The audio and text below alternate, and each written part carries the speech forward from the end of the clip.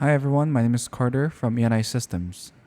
Today we're going to walk through payment, and I'll guide you step by step so you can see exactly how this works in your all-in-one ERP solution. Continuing from our previous video of generating a sales order, today we're going to demonstrate how we get paid from our client. So let's get to it. So previously we received a sales order from our client Costco that they wanted one of each, these purple, green, and blue Kabubu. So let's start from getting these products to them. So basically issuing an invoice and then receive payment from them as well. So we do have our magic menu here. So click here and then we're going to create invoice. And then as you can see, if you open the invoice part, you do have different sections that you can refer to. So you have date and time, customer, who you're sending the invoice to, invoice number. Remember, these are invoice number that you need to track within your company. And then you do have a payment term and the due date. Let's say the due date is 22nd, for example. We're sending these products out from Kabubu. We do have a customer PO number that we can enter. We do have a sales rep who received this call to sell this product and the ship date. And here the addresses, like I explained before, it can be customized based on the point of context that you have for your own addresses, or you can manually input within this section. Underneath, we do have the items that we are going to send the invoice to. And here we do have a subtotal and a total of $1,000 that we need to basically invoice Costco. So save and close.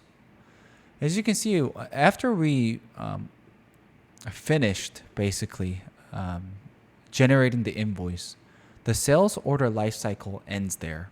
The name sales order is self-explanatory. It is referring to the order that we receive from our client. And once that lifecycle is completed, now it's being transferred to the invoice and make sure that we charge them, send them the invoice, but also ship the goods to them. So let's go to invoice. In the invoice, you do have an open invoice here to the Costco. Make sure that all information is correct. As you can see, we do have the Costco. We're sending these 3 items with a total of $1,000. Now let's ship them. So here you have different options with our magical menu here. So you can either hold this invoice, you can manually input that it was shipped, or you can create a shipment or create payment.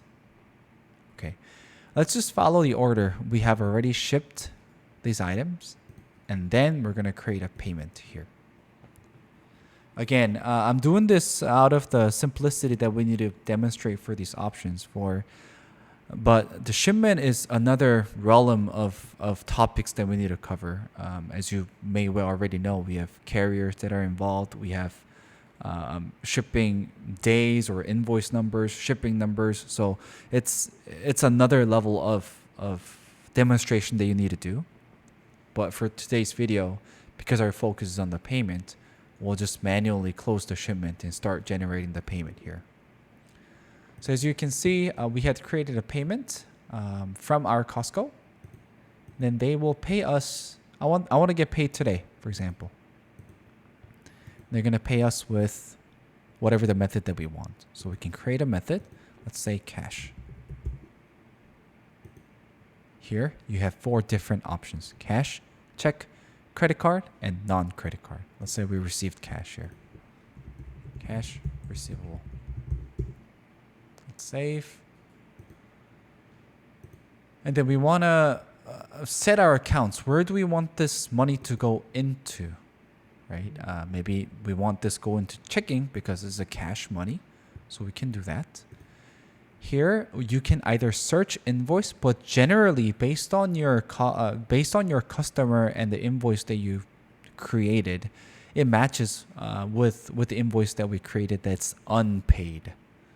So as you can see here, our system automatically generated this invoice that we just created, the description and the due date and the amount.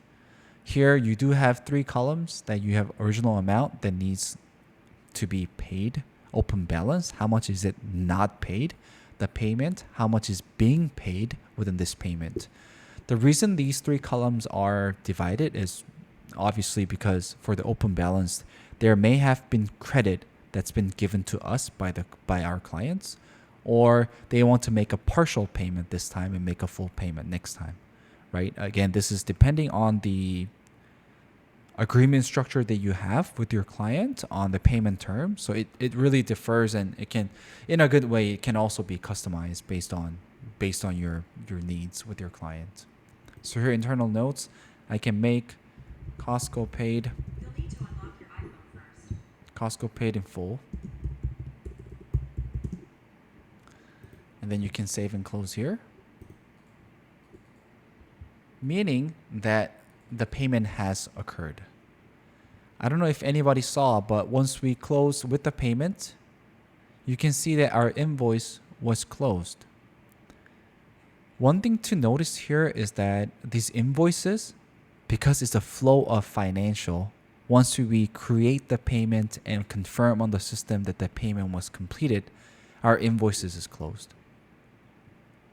So if you go to payment here, now we can see that our record was generated from Costco. They paid cash to our checking account with the amount of $1,000. Internal notes, we had that Costco paid in full.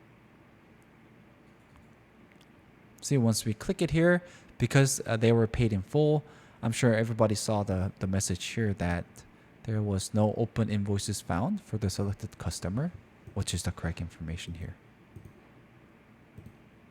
So here, this is, I would consider this more of over like a journal that you can have, that the payments have been completed from different kinds of customers.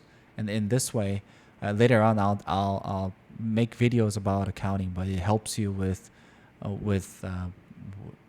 documenting the journals or transferring funds, or when you need to deposit into bank. In this case, it's cash, so it's already deposited. But any expenses, or chart of accounts that you need to organize and balance. So this is it for today's video. I have explained a number of concepts in this video to make payments happen. Remember, from my previous video, the sales transactions are all interlinked with each other. It doesn't go one independent way where your sales order completes the whole sales.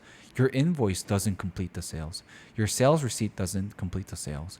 Your payment doesn't complete the sales. It's all of the above. All these actions need to go hand in hand with one another to complete the cycle of sales. So thanks for watching, and I'll see you on the next video.